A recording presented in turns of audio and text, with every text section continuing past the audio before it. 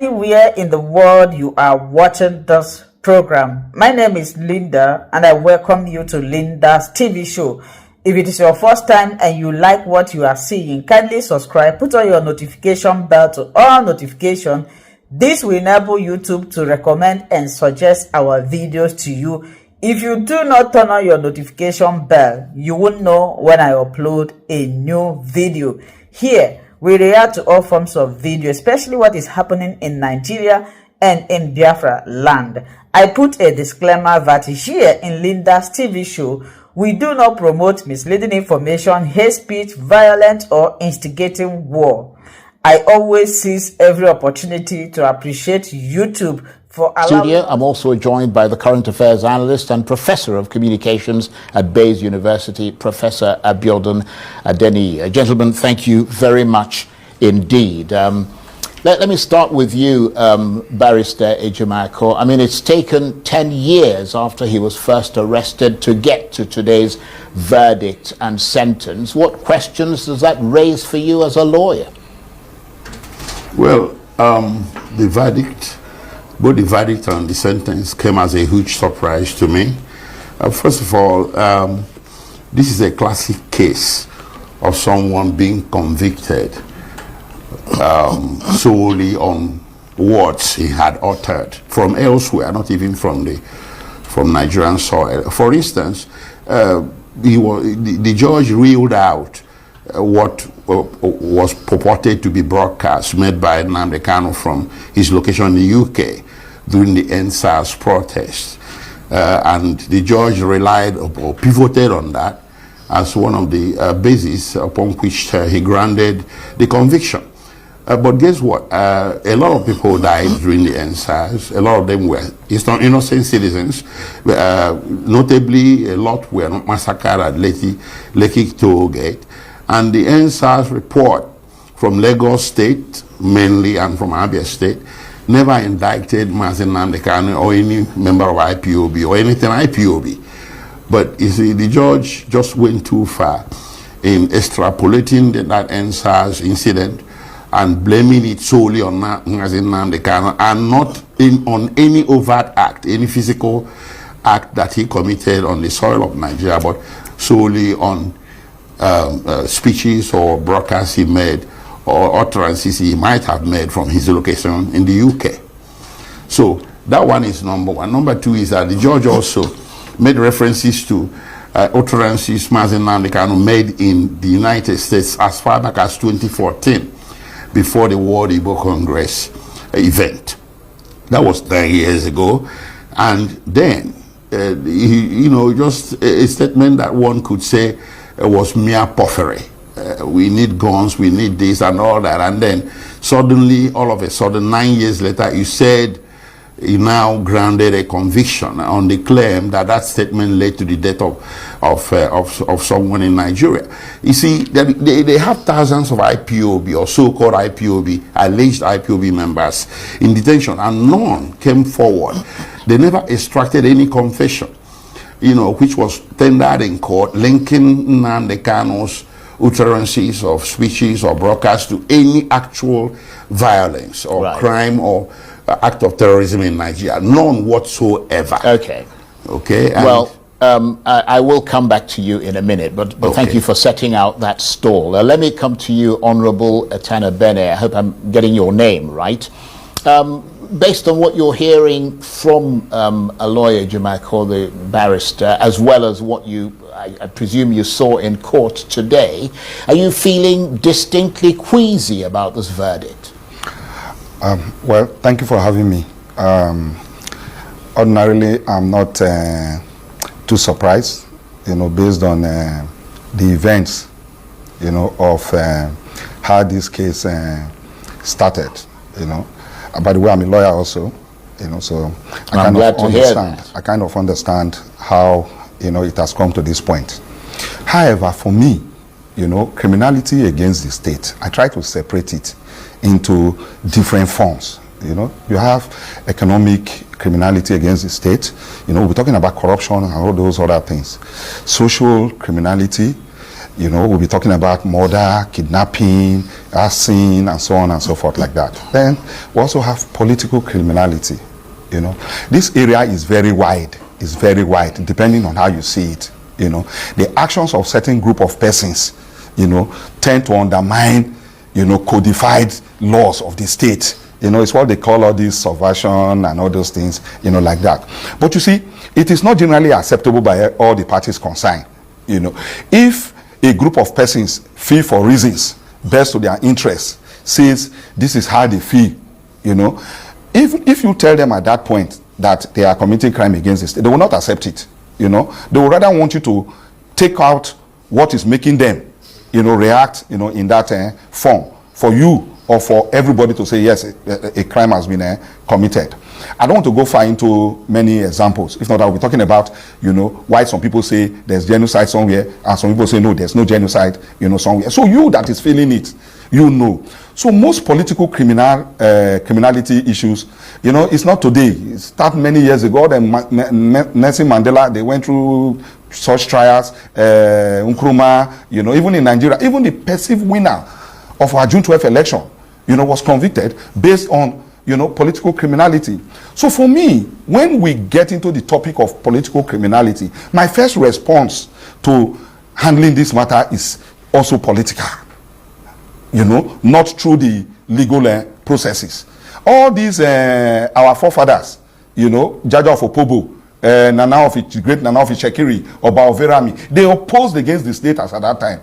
They tried them, but we know that they were fighting for the liberation, you know, of our people. So most political criminality, I rather suggest that we should explore every alternative dispute resolution techniques, you know, before we begin to talk about, you know, all this. I listened attentively to the judge as he was delivering, you know, the judgment. I did not see anywhere that the gentleman was tried, you know, for murder. If not, would have had people coming to testify that he killed this. The people who died would have been mentioned. All the first, second, third count, 4, 5, as it may be. The utterances, statements made. I was born in Saple. You know, all this kind of talk, we have heard them many times. We don't take them, you know, seriously. But in any case, all the things they said, he said, were words that the state wants to hear. But I did not hear when he said that the issues in the Southeast can be resolved if they give him 20 minutes or a few days, you know, to those are very positive words for peace. But you would have thought that those words would be coming from him in his defense. And he, I mean, because the court relied essentially on the prosecution to get the case through, because Nnamdi Kanu was not putting forward that kind of defense, especially at the critical time when he needed to deliver that defense towards the end of the trial. My brother Charles, see, there are some cases, you don't just bother yourself. If the state or the powers that be, you know, are fixed, you know, their mind, you know, on it. Look, and is that your assessment? If you may recall, is that your assessment that they fixed their minds on it? The stories were on. If you may recall, the Ogoni 9, at a particular point, Gani Fawemi had to withdraw, you know, from that, you know, case. And ditto so many other instances like that. If you feel you are not getting, you know, judgment the way you like, why continue? Right. Okay. Even in elections, right. There are people who manage to go through the trial of elections tribunal when they know that they are not going to get okay. you know, justice. Well, let me ask you to hold on there. We're going to come back to you in a minute, and let me go to our off-site studio where Professor Abiodun Adeniyi has been patiently waiting. Thank you very much indeed, Prof, for staying with us. What are your initial reactions to the court's decision? Do you think it's a fair outcome or a politically motivated one?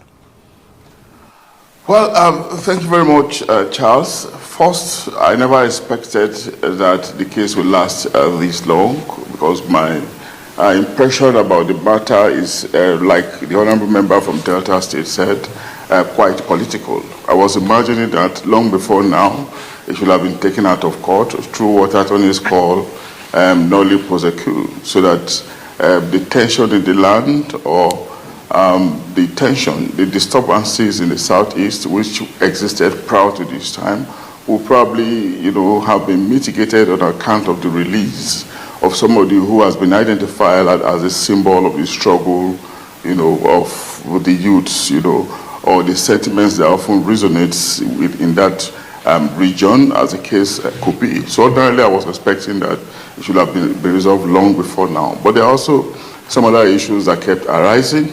The personality in question appears to be somebody who is somewhat tempestuous, who keep seeing him in calls and in places appearing slightly unrepentant, as the case could be, consistently fearing things that could also continuously be irritating to the powers that are interested in prosecuting him.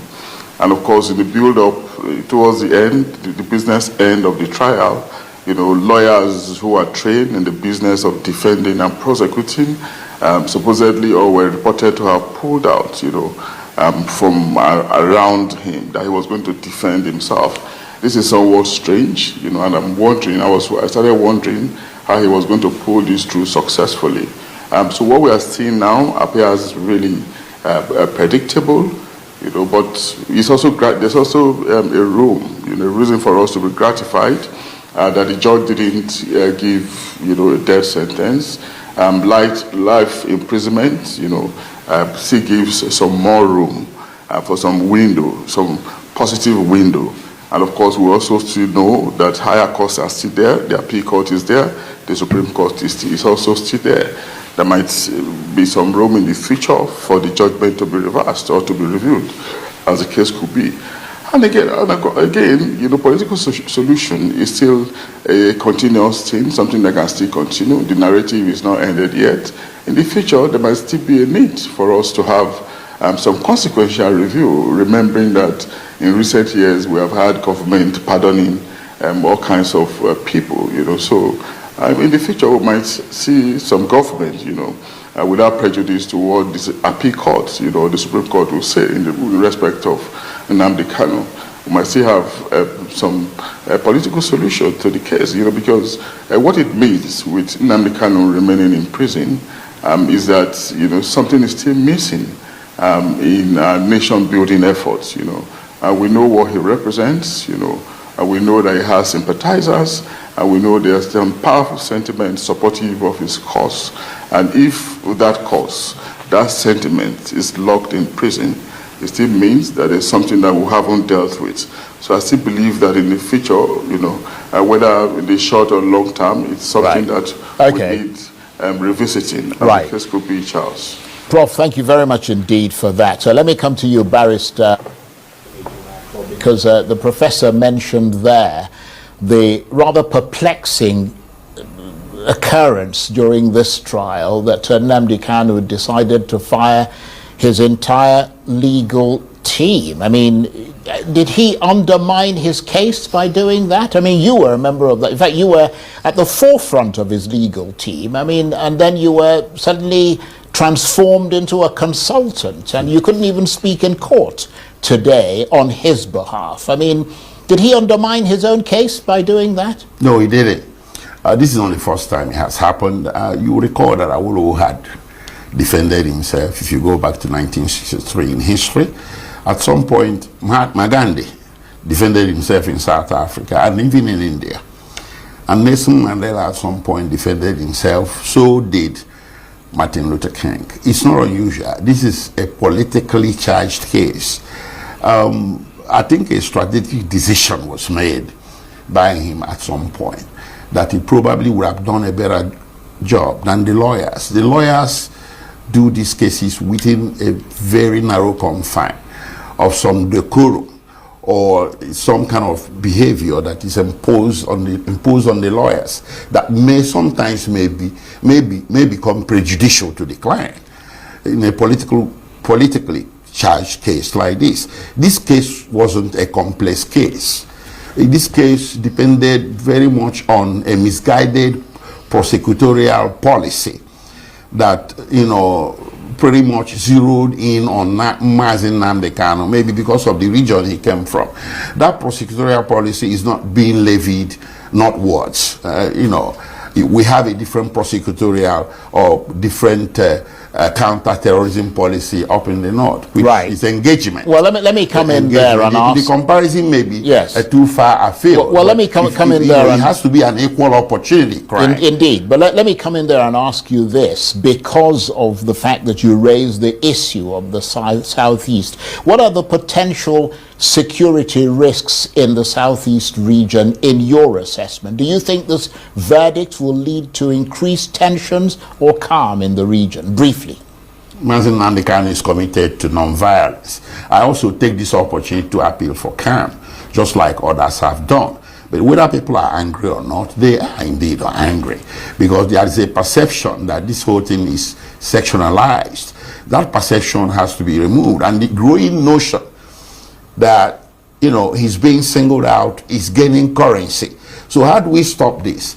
And we stop it by the government changing its policy a little bit to, you know, giving everybody equal opportunity, equal peril. Right. If you did something wrong, if you are from the north, they treat you as badly as they treat someone who did it wrong from the east or the west. But when you single a certain region and you levy an attritional prosecution against someone, it creates this perception.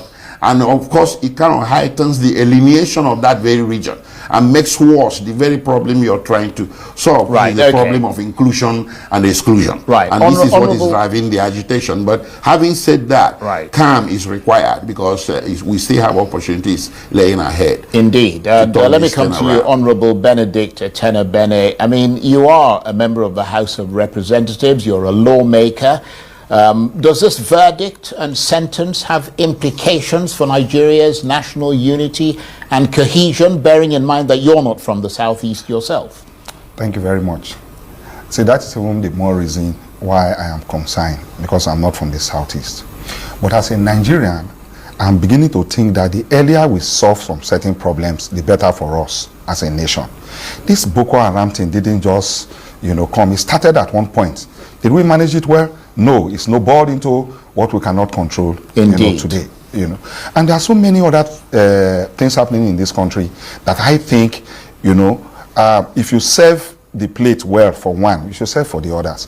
This banditry has gone to an extent where states are beginning to negotiate with them.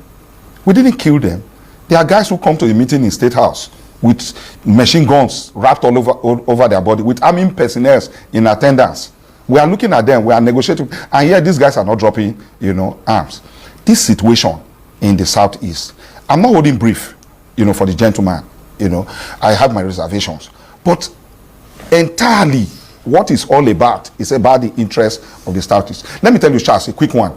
I thought the live coverage of this judgment, I put my mind empty to see from both sides squarely. I thought it was going to serve a good purpose for Nigeria, but at the end of the day, I'm beginning to think, no, there are new issues that came out. One, you say the man said that my people should defend themselves against marauders, bandits from Futajelon, Mali, and certain naming other countries. Is that not the right thing to even do in Nigeria today?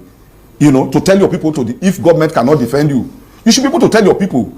The only side that concerns Nigeria is that it mentioned Nigeria. But indeed, I will be happy if I see a brave man from my place saying that people from another country coming to invade Nigeria, killing our soldiers, killing our citizens, kidnapping, innocent girls, and we are looking at them, we are not doing anything about it. So let us not create a situation. I see most of his statement, the way he delivers it might not be okay by me, but I see his statement more of a very strong interest against, protecting the rights of his people. It happened in Niger Delta. The militants.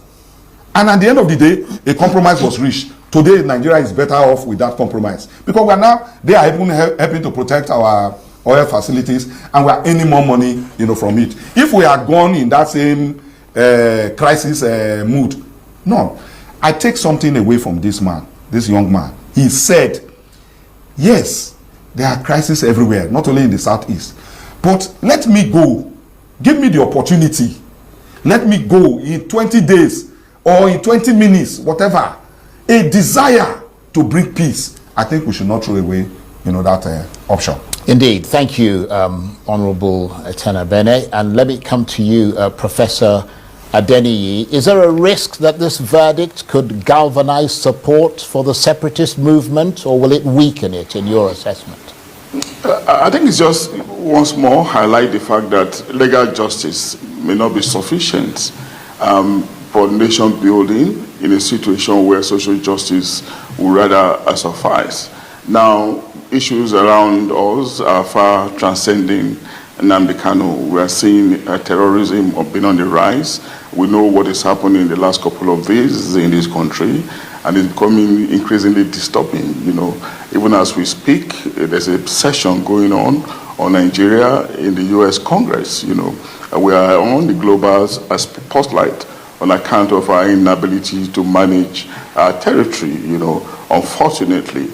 And this, we do not know how it will pan out, considering how Trump has remained unapologetic on his threat to attack this country.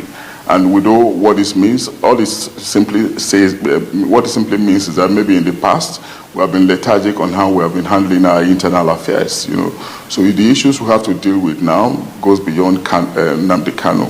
You know, includes, you know, people, unrepentant terrorists once more, who are operating in the northern flank of the country and becoming increasingly vociferous, threatening the very foundation of the Nigerian nation state. We do not know what our future is going to look like. You know, so I want to argue that perhaps the government should not prioritize legal justice above social justice in managing what appears like political crisis, you know, political agitations, you know, what appears like concerns, you know, by ethnic groups, you know, to highlight themselves within the fragile Nigerian nation state. And then Nnamdi Kanu has come to represent a section of this country, you know, believing that that section is rightly or wrongly underrepresented, underportrayed, you know, within the body politic. You know, the subtext, you know, shouldn't be undermined. You know, the subtle message that he represents, that he's trying to pass across, you know, should not be ignored at the expense of legal justice. Right. We know how these things have happened in history, and we know how nations have tried to manage them, you know, to grow out of continuous divisions, which Nigeria is still witnessing. So we need to focus more on the bigger picture, not on the narrow prism of individuals who are probably being the armor bearers, you know, for what they consider to be the underrepresentation of their regions and groups or ethnicities, as the case could be, Charles. Right. Those are very good points, Prof, and I'm glad you brought them up. So let me come to you, Barrister Aloy Ejimakor. There are still, of course, the political grievances, as Prof pointed out, and the Honourable Tenabene as well. There's still the grievances that gave rise to all this agitation in the first place. I mean, what should the Nigerian government do next to address the root causes of the conflict and prevent further unrest? Because, for instance, today, and I think Prof mentioned this earlier as well, Nnamdi Kanu's conviction was actually mentioned in the U.S. congressional hearing on Nigeria, which is taking place in the U.S. Congress as we speak, and it was described as a travesty of justice, his conviction. Are you encouraged by that as his legal team prepares to go and appeal, and you assess all this from the point of view of the points he was trying to score? Well, I don't know what went down. Unfortunately, we've only got about a minute, so you have to really be pithy in your answer. Well, sorry, we're out of time. I understand that led to all this, but the government can step in. When Awolowo was convicted in 1963 for treason, that conviction was equally questionable, and it was overturned through a political decision that was, there's a debate whether it was Gowon or Ojukwu that made that decision, but in any case, it was a political decision that set him free. Nelson Mandela as well was convicted. He served time, long, 27 years. It was political decision of the South African government under de Klerk that set him free. So was that of Enahoro, Nnamdi Azikiwe, Mbazulika Amechi. And then when you go to the United States itself, Martin Luther King was in convicted at one point. Right, very briefly, we're almost out of time. And again, Mahatma Gandhi. So now, this conviction, described as a travesty of justice, not just by the United States, by everybody. So it gives Nigerian government the opportunity to step in.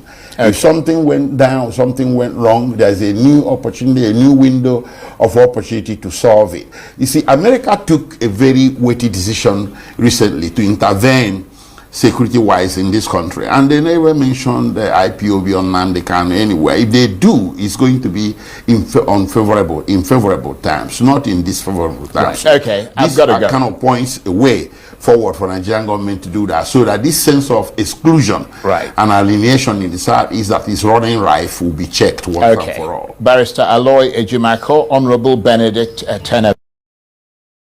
Hello, my wonderful people. As we have finished watching this interesting video, please, I want to see your comment, your contribution, your opinion in the comment section. Like I said earlier, let us do it constructively. Tell me what you think about this video that you have just watched, and also about the platform. If you haven't subscribed, what are you waiting for? Please remember to subscribe, put on your notification bell, share this video, and remain blessed.